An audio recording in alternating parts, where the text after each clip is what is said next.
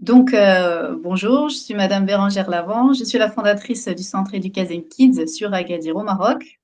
C'est le premier centre d'accompagnement à la scolarité inclusif, mais qui est spécialisé pour les enfants 10. Voilà. D'accord. Bérangère, alors moi j'aurais une première question. Quelle a été en fait votre première prise de conscience qui a fait que vous êtes un peu lancé dans quoi vous êtes lancé? Comment ça s'est passé quoi concrètement? Alors, je suis maman de trois enfants et mon plus grand est, comme on dit, neuroatypique, donc 10. Je suis arrivée au Maroc en 2017. Je n'ai pas trouvé de structure pour mon enfant où il pouvait s'épanouir, être juste heureux d'aller à l'école. Et ça ne répondait pas non plus à mes attentes au niveau pédagogique, bienveillance. J'ai commencé à travailler au Maroc dans les écoles. Et j'ai vu que mon fils n'était pas un cas isolé. Il y en avait énormément comme lui, mais qu'ils étaient considérés comme les enfants nus, les enfants qui bougeaient trop, enfin qui dérangeaient, quoi. Et également, même des enfants de d'autres copines que j'ai pu rencontrer après par la suite, c'était exactement le même problème. Donc je me suis dit, c'est pas possible, il leur faut une école, ils peuvent pas rester comme ça, grandir et sans avoir une structure qui leur soit adaptée. Du coup vous avez des Donc élèves voilà. qui sont, si je comprends bien, dyslexiques, des élèves HPI, etc. C'est ça? Exactement. On est un centre inclusif, on accepte tout le monde, mais on est spécialisé dyslexique, dysorthographie, dysgraphique, dyscalculique, etc. Même les TSA, c'est-à-dire les troubles du spectre autistique, on prend certains cas avec assistance, également des HPI, TDAH, tous ces enfants-là, parce qu'on a un enseignement qui est adéquat pour leur épanouissement. Et alors, ces élèves-là, ils ont, on va dire, des spécificités, mais en fait, enfin, en quoi leurs besoins diffèrent de ceux des autres élèves? Pourquoi il y a besoin d'une école pour eux, précisément? Alors, je dirais pas qu'il faut une école pour eux, je dirais plutôt qu'il faut des écoles inclusives.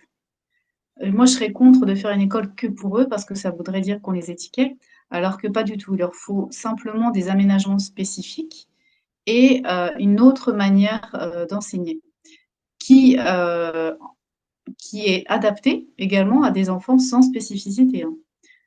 Dans mon centre, j'ai de tout, des enfants sans spécificité et avec spécificité. Et ça marche très bien. Le fait qu'ils soient tous réunis, déjà, on développe l'empathie, on développe la responsabilité de chacun, on développe l'acceptation de la différence. Aussi, ça, c'est très important. Donc, euh, donc voilà. Donc, dans ces classes-là, ça se rapproche énormément des classes flexibles qu'on peut trouver en France, vous voyez. Et on est dans de la classe active. L'étudiant n'est pas là en train d'attendre qu'on lui donne sa leçon et qu'on lui explique. Là, l'étudiant est acteur de son apprentissage. Il bouge, il pose des questions, il pousse la réflexion. Et nous, notre rôle, c'est pas de lui donner les solutions, c'est de l'accompagner à cette réflexion.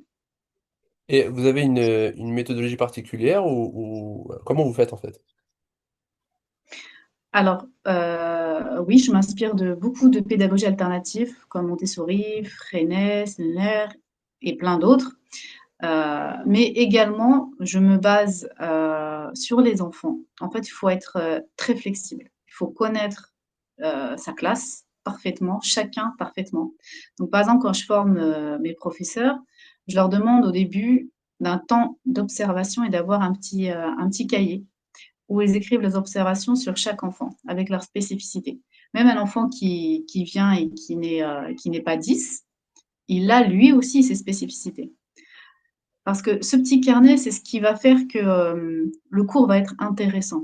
Donc, s'intéresser à ses élèves, vraiment et profondément, c'est pouvoir leur proposer des cours ludiques sur des leçons peut-être basiques en enseignement classique. Mais là, on va se réapproprier la leçon et on va l'emmener d'une manière ce qui va l'intéresser.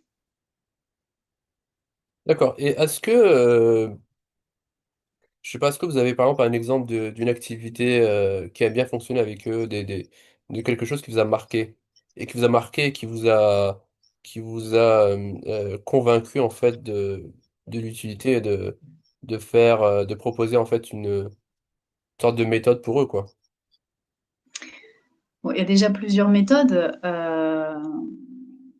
Par exemple, quand je rapprends les capitales, pays, continents, on a une grande carte qui est comme un grand, grand, grand poster. C'est les cartes qu'on peut trouver chez Montessori. Il y a les drapeaux qui vont avec. Donc là, on fait comme un quiz. On fait comme un quiz et puis c'est le premier qui trouve, bah, qui va mettre son drapeau sur la carte. Donc, bon, on va prendre une capitale bateau. On va dire la capitale c'est Paris. Donnez-moi le pays et le continent. Donc, chacun il va lever sa main et celui, le premier qui a répondu, va pouvoir prendre le drapeau qui correspond au pays, le poser et il va dire bien sûr le continent Et, mais, auquel il mais d'ailleurs, ils appartient. ont quel âge? Parce que ça, on ne l'a pas dit. C'est de quel âge à quel âge? Alors, on fait maternelle et primaire. Donc, ça veut dire qu'on va de 3 ans jusqu'à 12 ans. Et à partir de septembre, j'ouvre un collège CNED. Parce que j'ai eu pas mal de demandes dans ce sens-là.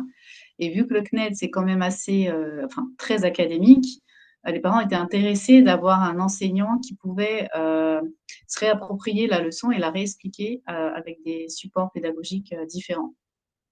Et alors, parce que je pense qu'il y a pas mal de parents qui vont se demander est-ce que votre manière de faire fonctionne par rapport au programme. En gros, est-ce que vous terminez les programmes, tout se passe bien, etc. Ou est-ce que c'est un peu farfelu? Parce que vous voyez, il y a toujours des questions comme ça. Est-ce que ça marche Mhm. vraiment ou est-ce qu'on sait c'est une recette, mais on sait pas trop ce qu'on fait, etc. Alors, non, non, il y a des objectifs à tenir, semaine, mensuel, semestriel et annuel. Les objectifs, c'est les mêmes que l'éducation nationale. Donc, pour la maternelle et la primaire, je suis le programme marocain, mais pour la partie française, je suis l'éducation nationale de France. Parce que bah, c'est normal, ici au Maroc, c'est la deuxième langue, donc forcément le niveau est moins élevé. Et moi, en tant que Française, j'aimerais qu'ils apprennent au même niveau qu'en France. Euh, donc, vu qu'on est une classe en tri-niveau, donc, par exemple, on fonctionne par cycle. Donc, la maternelle, c'est cycle 1, ce qui englobe les trois niveaux, PS, MS, GS. Le cycle 2, c'est CP, CE1, CE2. Et le cycle 3, CM1, CM2, sixième année. Au Maroc, ça finit à la sixième année. Et il y a une préparation au diplôme qui s'appelle le SADIS. Il y a un diplôme pour passer au collège. Si vous n'avez pas le diplôme du SADIS, vous ne pouvez pas passer au collège. Donc, moi, principalement, je me suis occupée du cycle 3. Euh, donc, j'ai eu des enfants qui sont arrivés en CM1, niveau CM1, au deuxième semestre, avec qui j'ai pu faire deux niveaux. Là, ils sont au niveau sixième. Donc, on a fait le CM1 et le CM2 pour la partie français et mathématiques. Après, bon, c'est sur les deux, il y en a un qui a d'énormes facilités. D'ailleurs, j'ai demandé à mon équipe pluridisciplinaire euh, de faire une évaluation pour le HPI parce que vraiment, il avale, il les avale les devoirs. Mais sachant que dans l'école où il était avant, il était en difficulté. C'est pour ça que ses parents l'avaient mis chez nous. Il était dans une école publique classique? Non, un autre centre d'accompagnement, mais beaucoup plus académique et rigide. Mais il s'épanouissait pas. Il ne trouvait pas l'envie de zoner. Et alors, vos élèves, c'est parce que vous êtes à Agadir au Maroc, c'est des élèves européens ou il y a un peu de tout? Alors à 75%, c'est des élèves européens, majoritairement de France. D'accord. Bon, vous avez quand même 25% de familles marocaines. Et alors, justement, les retours, ils sont comment par rapport aux familles marocaines en général? Enfin, marocaines et européennes. Est-ce qu'il y a des différences au niveau des retours? Alors non, non, c'est un peu la même chose. Et surtout, ils recherchaient une école qui mettait en priorité le bien-être de leurs enfants. Parce que dans les autres écoles, c'est plutôt la compétition, c'est assez autoritaire. Et ça leur convenait pas, surtout la génération des trentenaires. 30-40 ans, ça leur correspond pas du tout. Donc les parents d'ici, ce qu'on appelle les locaux, pour eux, c'est vraiment une autre manière de faire qui leur correspond vraiment beaucoup mieux parce qu'ils voient leurs enfants qui sont épanouis, ils voient qu'on les pousse, qu'on croit en eux, qu'on leur redonne confiance en eux parce qu'il y en a énormément qui sont venus, ils n'avaient plus confiance en eux. Je pense à un enfant qui a 14 ans et qui a un niveau CM2, CM1, CM2. C'est catastrophique. Mais que en quelques mois, a retrouvé confiance, aime apprendre. Alors quand il arrivait, il voulait pas apprendre du tout. Il était Donc, complètement fermé. si je comprends bien, en fait, votre école, elle fait de la différenciation. Enfin, si on devait un peu résumer. C'est-à-dire qu'elle adapte, on va dire, euh, la manière d'enseigner à chaque type d'élève, à chaque profil. Je dis ça parce qu'en fait, dans les écoles publiques, souvent, ce qui est demandé, c'est de faire de la différenciation en fonction des profils. Et souvent, les profs, ce qu'ils vont dire, c'est que c'est compliqué parce que si on a dans une classe de 30 élèves, ne serait-ce que 5 profils différents, la différenciation, elle devient compliquée. Alors moi, je me demande, est-ce que finalement, c'est pas un peu ce que vous faites, d'une certaine manière?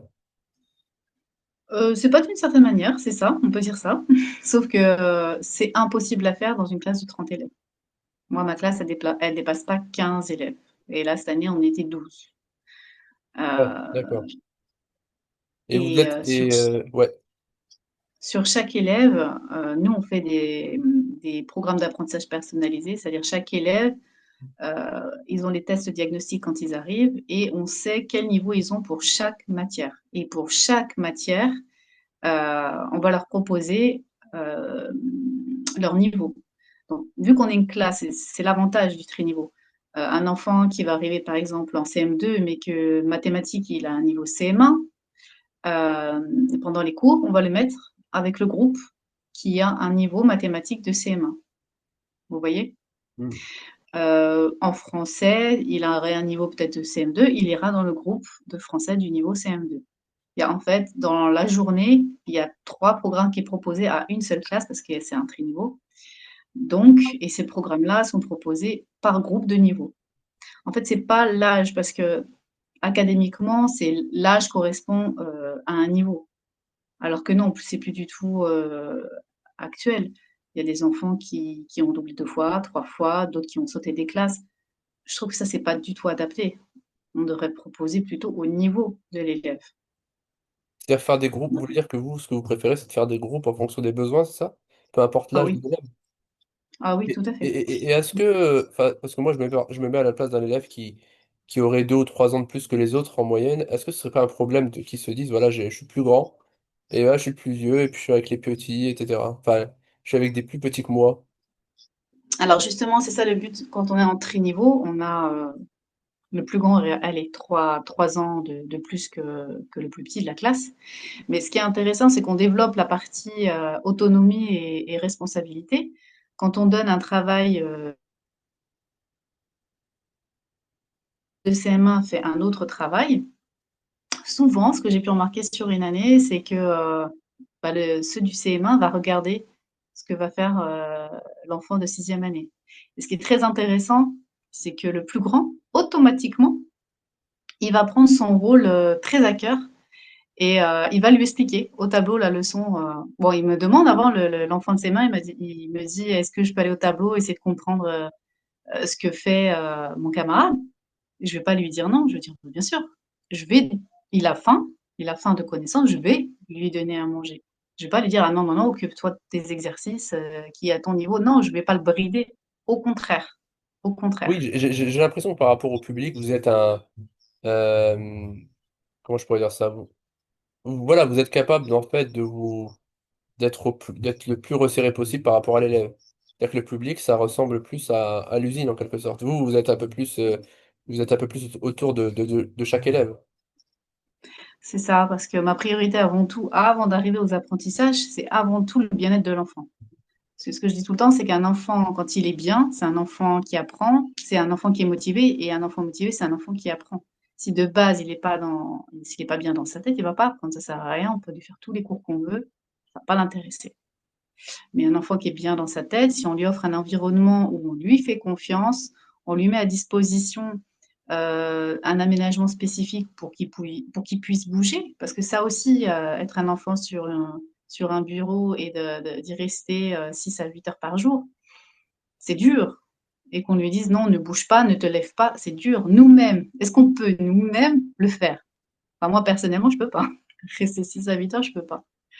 Du coup, J'avais dans les déjà classes, beaucoup de alors mal. justement, ils sont pas tout le temps assis, c'est ça? C'est les classes où ils sont Ah mobiles. non, non, non, ils peuvent utiliser soit une chaise, soit un ballon pour s'asseoir dessus. Ils peuvent s'asseoir au sol. Il y a des petites housses, des petits matelas au sol avec des coussins et la table est basse. Ils peuvent être debout s'ils le souhaitent. C'est comme ils le souhaitent. Et chaque jour, s'ils veulent changer de place, ils peuvent. Si le lendemain, ils veulent être au sol ou s'ils veulent être sur une chaise, c'est comme ils le souhaitent. Et est-ce que vous utilisez les outils numériques ou pas? Parce qu'en fait, alors je pose la question parce que pendant, enfin, à une certaine époque, dans l'éducation nationale française, ce qui se disait, c'était qu'il fallait être à la pointe de la technologie. Et depuis quelques années, c'est un peu l'inverse, il faut revenir au tableau blanc. Alors comment vous faites? Est-ce que là-dessus, vous avez une méthode ou... Non, moi, je suis un dinosaure, tableau blanc. D'accord. Et je travaille beaucoup sur le tableau. Je travaille beaucoup à l'oral en plus avec les enfants. Euh, je trouve que ça les...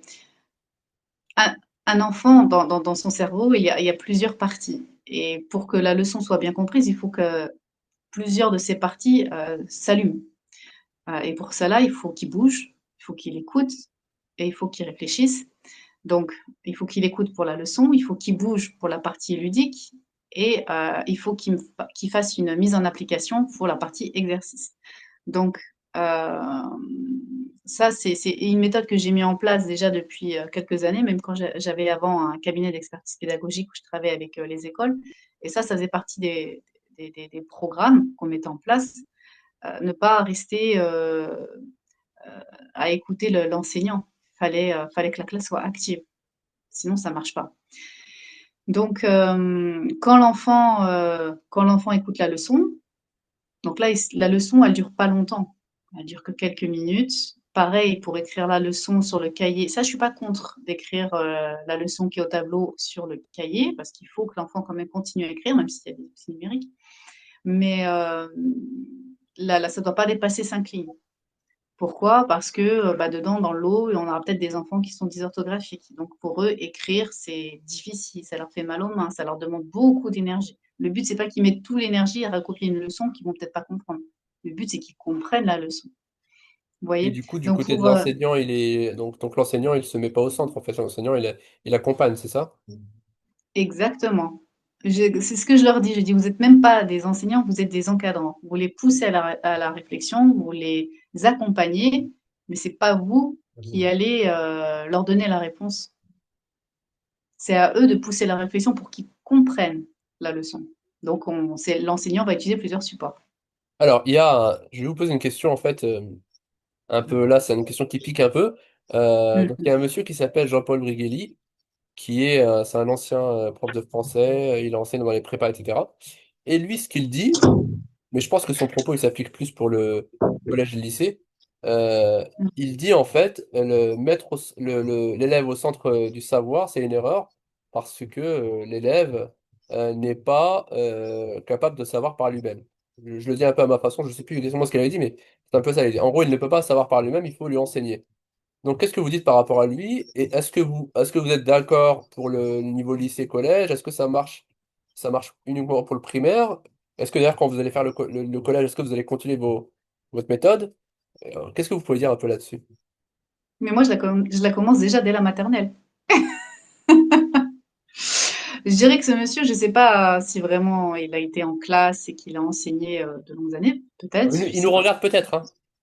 ou peut-être. En tout cas, dans là-dessus, je suis pas du tout d'accord. Pas du tout. Un enfant, il a pas un... Même si son cerveau, il n'est pas complètement mature, il n'est pas non plus complètement inactif. Au contraire. Il faut que le cerveau de l'enfant il soit stimulé. Et encore plus maintenant avec cette génération d'enfants qui scrollent énormément, qui regardent des shorts de quelques secondes et puis ils y vont tout. Ils sont surstimulés tout le temps. Donc après, si on les met en classe et on leur dit tu écoutes et tu penses pas, Juste, tu suis ce que dit l'enseignant. Est-ce que vous pensez vraiment que ça va fonctionner? En fait, je pense que lui faisait allusion au fait que. Donc, je crois qu'il avait parlé du philosophe Pascal. Et il faisait allusion au fait que quand on arrive à un niveau de savoir hyper élaboré, l'enfant ne peut pas l'inventer par lui-même. Il suffit pas de réfléchir. En fait, il faut écouter, faut accepter d'emmagasiner des informations. En gros, il peut pas les inventer de lui-même. Alors, ça dépend du niveau de l'élève, mais faire comprendre à un enfant de primaire une logique mathématique ou une règle grammaticale, si c'est bien amené, si le cours est intéressant, l'enfant comprend assez rapidement. Et donc, Euh, il découvre, si on prend l'exemple de la règle mathématique, il la hmm. comprend de lui-même, enfin, il la déduit. Comment ça marche en fait? Comment ça fonctionne? Alors, nous, comment on procède? Par exemple, on va prendre la division, d'accord? Donc, on va lui faire le cours théorique classique qu'on trouve dans toutes les écoles. Ça va prendre quelques minutes. Et là, c'est pour ça que je vous ai dit, l'observation, c'est 75% du travail. Là, on observe si les enfants de la classe ont été réceptifs ou pas. Si on voit qu'ils n'ont pas compris, donc déjà, on va prendre un ou quelques élèves pour essayer au tableau. Là, on va se rendre compte qu'ils ont compris ou pas compris. S'ils n'ont pas compris, on va utiliser une autre méthode. Moi, par exemple, donc vous avez d'autres méthodes, comme par exemple la méthode Montessori avec la division, qui est génialissime pour faire comprendre, mais on peut le faire aussi au tableau. Vous voyez, moi, j'aime bien utiliser le tableau blanc pour expliquer les choses. Euh, Par exemple, on va répartir, on va expliquer qu'une division, c'est fait pour répartir. Donc, au niveau, par exemple, si on fait 20 divisé par 5, on va faire 5 petits bonhommes dans une colonne. Et on va expliquer que les 20, c'est ces 20 paires qu'on doit distribuer à ces 5 petits bonhommes. Et donc, on y va. On va commencer à faire 1, 2, 3, 4, 5. Ah, ça nous fait une ligne. Et on continue jusqu'à faire 20. Et on va lui dire, bah, le quotient, c'est le nombre de lignes. Donc, on sait que chacun, il va avoir 4 perles. Donc, on l'emmène d'une autre manière. Mais généralement quand c'est pas compris d'une manière académique et qu'on l'emmène d'une manière ludique, c'est compris. En fait, les enfants, c'est pas blanc ou noir. C'est pas des enfants qui vont comprendre académique et des enfants qui vont comprendre la manière ludique. Non, il y a des enfants qui vont comprendre très bien au niveau académique et parfois, ils vont pas comprendre. Il leur faut une autre explication, mais d'une autre manière, d'un autre angle de vue. Vous voyez? Donc, c'est D'accord. ce Ouais, qu'on ouais, non, fait. je vois. Ouais, ouais. Ok. Et alors, est-ce que est-ce que vous avez, je sais pas, des psychologues, des orthophonistes, ou vous collaborez avec eux pour, dans le cadre, en fait, de vos enseignements? Oh oui, tout à fait. J'ai deux orthophonistes, donc une qui est à son cabinet. Donc ça, c'est pour les enfants qui s'inscrivent chez moi en tant qu'enfants neuroatypiques et qui ont un vrai besoin pour leurs troubles des apprentissages. Donc c'est assez, on y va par étapes. Donc la première étape, ils vont voir la neuropsy avec qui je travaille, qui va faire un bilan et qui va dire, bah oui, votre enfant euh, a des besoins de séances chez les spécialistes. Donc elle va dire, par exemple, l'orthophoniste, le psychomorphe, l'ergo, etc. Et à ce moment-là, moi, je les redirige vers l'équipe qui travaille avec moi parce que je veux pas que ce soit avec n'importe qui. C'est des gens que j'ai testés, des gens, des spécialistes que je sais que leur travail est professionnel et rigoureux. Enfin, en tout cas, sur Agadir, j'ai pas trouvé énormément de professionnels dans ce sens-là. Donc, ce que j'ai, j'essaie de bien les garder. Donc, euh, donc quand l'enfant va voir le spécialiste, vu que ce spécialiste travaille avec moi, tout son travail, euh, il va m'orienter dans le même sens au niveau de l'école. Donc, par exemple, si l'orthophoniste va travailler sur les sons hey, oui, aïe, admettons, en français, parce que l'enfant a un problème dans l'élocution, moi, je vais renforcer son travail dans le mois, ça va être l'objectif mensuel, je vais renforcer son travail avec des exercices que je vais faire au sein de la classe pour cet enfant-là. Vous voyez? Ou par exemple, la neuropsy, elle va me dire, cet enfant, il a un trouble de l'opposition. On est en train de travailler la frustration, Bérangère. Est-ce que tu peux le mettre en situation, une petite situation, pas une grosse, mais une petite situation de frustration euh, dans l'école, en classe ou en récréation. Euh, et elle me donne des clés pour que elle, après, elle renforce, pour que ça lui renforce son travail. Vous voyez, psychomote, c'est la même chose pour les enfants TDAH. Le but, c'est qu'ils me donnent des objectifs mensuels et qu'après, on puisse avancer ensemble. Et C'est vous ça. êtes... oui, pardon, excusez-moi. Donc, je disais, c'est ça le problème qu'on a aujourd'hui. Et c'est pour ça que j'ai fait ça. Parce que généralement, les enfants qui ont des troubles des apprentissages, ils se retrouvent à faire des séances chez les orthos, les psychomotes, mais il n'y a pas de suivi après à l'école. Et le problème, c'est que c'est comme si on lançait un petit caillou dans la mer. Ça, ça va fonctionner un tout petit peu, mais l'élève ne va pas vraiment va pas vraiment s'améliorer comme il pourrait s'améliorer. Si vraiment il y avait un suivi entre les parents, le spécialiste et l'école. Et alors vous, votre école Educa Kids, donc vous êtes, vous avez un soutien de l'État ou est-ce que c'est privé complètement? Et si c'est le cas, combien ça coûte concrètement? Comment ça se passe? Alors, Education Kids, Education Kids, pardon. c'est 100% privé. J'ai mis toutes mes petites économies là-dedans. Ah, vous avez mis toutes Parce vos que, billes là-dedans. tout, Ah même oui, ma et sœur. parce que je ne l'ai pas précisé, mais justement, c'est ouvert depuis 2017. Donc, Non, pas depuis 2017. ah, C'est ouvert depuis l'année dernière. On a fait notre première année. d'accord, ok. Juste avant, j'avais depuis 2 ans un cabinet d'expertise pédagogique. On réalisait des programmes inclusifs pour la primaire, pour aussi intégrer les enfants expats dans les écoles marocaines, parce que c'est aussi une très grosse problématique qu'il y a au Maroc, avec le nombre d'expatriés. Euh, et également des programmes alternatifs pour les maternelles, pour pouvoir enseigner autrement aux enfants dès la maternelle. Parce que tout se joue dès la maternelle. Dès qu'ils sont tout petits, c'est là que commencent les petites graines. C'est là qu'il faut mettre les petites graines d'autonomie, d'indépendance, la réflexion. Donc voilà, c'est comme ça que j'ai commencé, avec ce cabinet.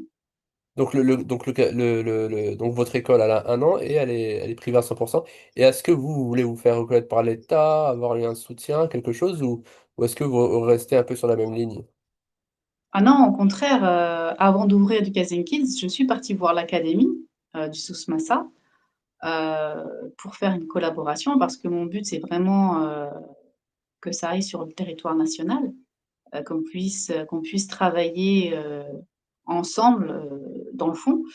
Mais le souci, c'est que l'État travaille avec des associations et moi, je suis une société, donc ça a posé un problème.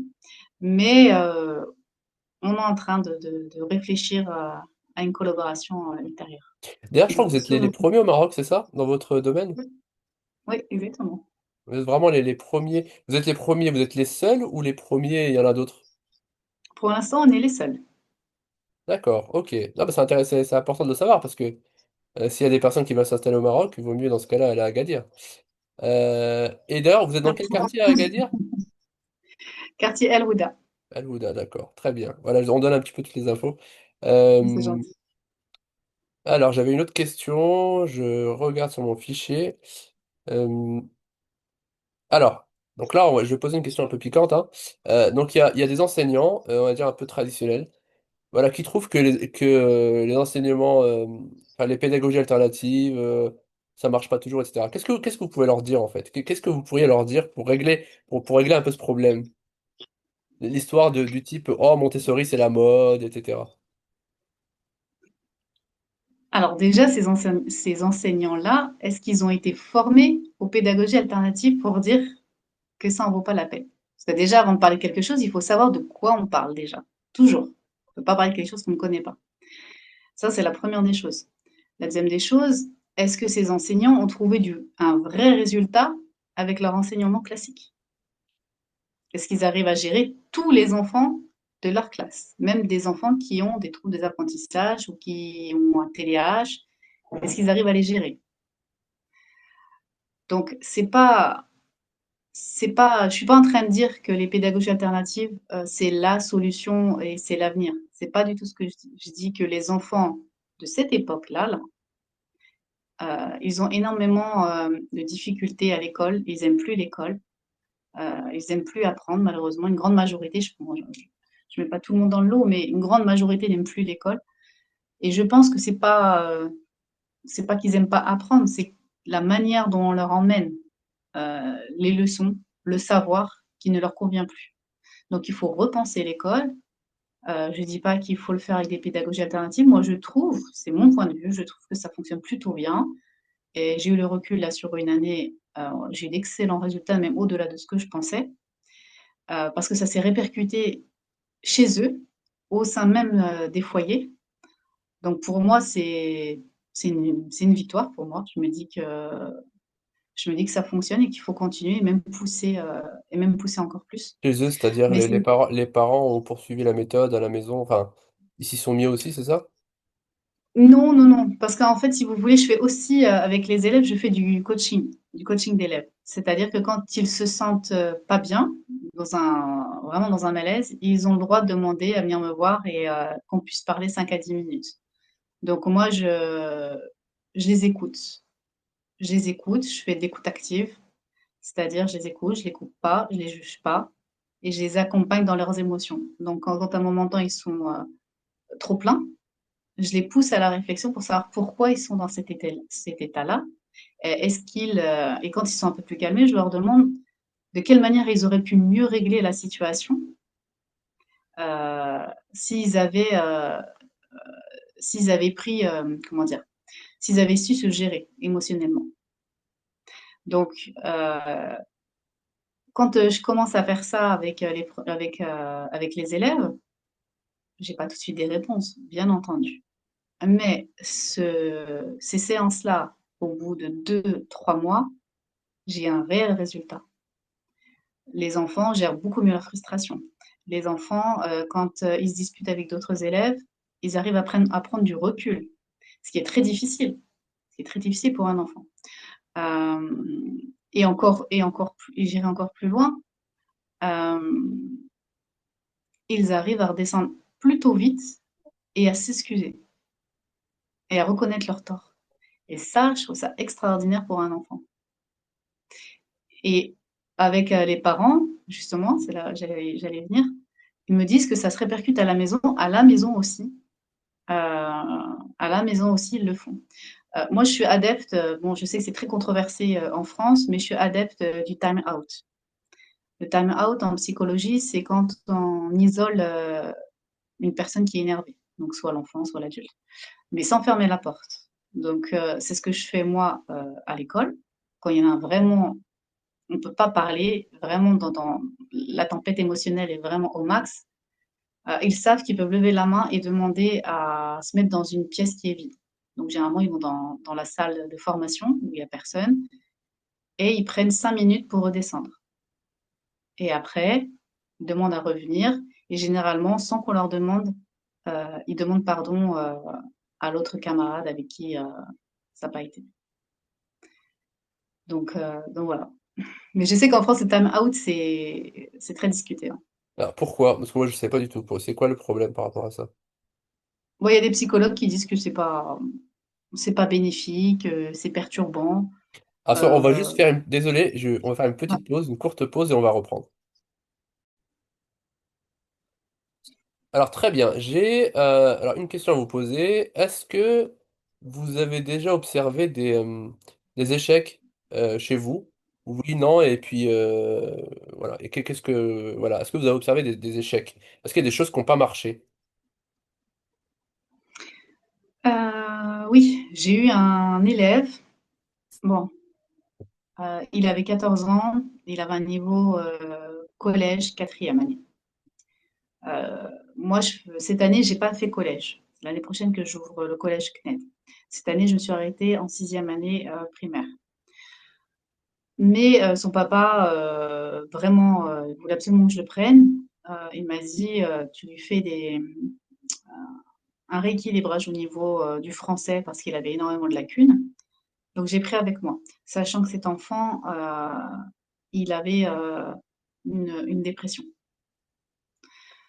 Donc vraiment, et en plus, il était super adorable. Donc vraiment, je me suis dit, je vais pouvoir lui redonner goût à l'apprentissage et ça a plutôt bien fonctionné le premier mois. Mais au bout de 2 mois, je crois, 2 mois, ça y est, l'enfant, je le vois, il revient, il avait les mêmes vêtements, il se coiffait plus. Ça a pas donné l'objectif que je voulais. Après, bon, c'était un cas particulier aussi, mais bon, ça a été ma déception de l'année, on va dire. Parce que j'aurais vraiment aimé qu'il s'épanouisse et qu'il finisse au moins l'année avec nous. Et après, on peut pas sortir un enfant d'une dépression comme ça, mais je sais pas, au moins qu'il aille un petit peu mieux quoi dans sa tête. Donc oui, D'accord. ça c'est ça C'était c'est un le peu petit la frustration de de la l'année, vie. quoi. Ouais. Ok, bah alors l'interview touche presque à sa fin, alors il me reste quelques questions, hein. D'abord une question en rapport avec le sujet de départ. Donc le sujet de départ, si je me souviens bien, c'était enseigner autrement. C'était ça, hein? C'est comment enseigner autrement. Mhm. Et donc la question, c'est pour vous, en fait, qu'est-ce que ça veut dire enseigner autrement? Pourquoi autrement? C'est-à-dire qu'il y aurait une autre manière. Oui, il y a une autre manière d'enseigner, mais pourquoi autrement? Il y a plein de manières d'enseigner. Il y a énormément de manières d'enseigner et je pense que chaque enseignant enseigne à son propre style, de toute façon. Mais enseigner autrement, c'est dans le sens moins académique et vraiment enseigner vraiment en prenant en considération chaque enfant. D'accord, en Pas prenant en faire. considération l'individu plutôt que la classe, le groupe. Ouais. Je trouve que ce n'est pas possible d'enseigner pour un groupe, sachant que chaque personne, chaque individu sur cette terre est différent. On n'est pas clonés, on est tous différents, on pense différent, même si on peut se rejoindre sur certaines choses. On pense tous différents, on a chacun une singularité. Donc, comment on peut enseigner à un groupe d'enfants, sachant que dans ce groupe d'enfants, surtout en plus dans des classes, il y en a ça va jusqu'entre 25 et 30, comment on peut enseigner d'une seule manière à 25-30 enfants? Hmm. Ouais, bah, Là, c'est moi, dans le c'est moi, public, je trouve que c'est pas ça ne peut pas être productif. Il y aura toujours des enfants laissés pour compte, toujours. Et dans ce lot, dans les 25-30 enfants, il y en aura que quelques-uns qui vont tirer leur aiguille du lot. Mais est-ce que du coup, cet enseignement, c'est que pour ces enfants qui sont performants et les autres alors? Les moyens, les moins bons. bah, alors je vais me faire un peu l'avocat du diable. On vous dira, ah, bon, on l'a toujours fait comme ça. Et puis le but, c'est de tirer vers le haut tous les enfants. Et puis certains ne sont pas faits pour l'école, etc. Vous voyez un peu le Alors, je, narratif. alors, je répondrais, vu que ça a toujours été comme ça, est-ce que ça donnait des super résultats aujourd'hui? Pourquoi maintenant on est en train de penser, on est en train de se dire il faut repenser l'enseignement si vraiment l'enseignement académique était performant? On ne se poserait pas cette question actuellement. Ah, effectivement. Alors certains diront, bon, oui, c'est des effets de mode. D'autres diront, mais non, mais la société a changé, pardon. Bon, c'est un peu. Et alors, au fond, vous, quel changement vous souhaiteriez pour, on va dire, l'école publique? Parce que c'est dans l'école publique qu'on est dans l'enseignement un peu plus traditionnel. Quel changement vous espéreriez pour l'école publique, même si c'est pas, même si vous n'êtes pas dans l'école publique, mais voilà, pour la majorité des élèves, on va dire. Une école, c'est une école, que ce soit publique ou privée, une école, c'est une école. Et quand on dit école, on pense enfant, donc vraiment enseigner pour les enfants. Le cerveau d'un enfant, comme on a dit, il n'est pas mature. Le cerveau de l'enseignant est complètement à maturation. Donc on demande à un enfant de suivre un adulte, de suivre le cerveau d'un adulte qui a sa pleine maturation. Déjà, rien que là, dans le sens inné, il y a un problème. Ça devrait être l'inverse. Ça devrait être le cerveau de l'adulte qui devrait se modeler ou essayer de comprendre le cerveau des enfants qu'ils ont dans leur classe, euh, parce que eux, leur cerveau, il n'est pas totalement fini, si je puis dire. Oui. Donc déjà, la vision de l'enfant, déjà, c'est la première chose qui doit être changée et également accentuée sur le bien-être des enfants. Donc, idéalement mettre un ou une psychologue dans chaque école pour les enfants et pour les enseignants qui en ont besoin, ce serait vraiment déjà un très bon début. Et alors, si vous aviez un message à passer, à transmettre aux enseignants, quel serait ce message? Formez-vous, surtout. Formez-vous sur les troubles d'apprentissage, formez-vous sur les méthodes alternatives. C'est pas parce que vous allez vous former que vous allez vous spécialiser dedans, mais au moins, vous allez mieux comprendre et vous aurez des outils pour gérer votre classe. Ça, c'est très, très, très important. Je sais que les formations, ça coûte cher, et en France aussi, euh, et que vous n'avez pas forcément les moyens de pouvoir le faire, mais il faut faire quelque chose là-dessus pour vous former là-dessus. Et aux enfants, quel message à transmettre aux enfants?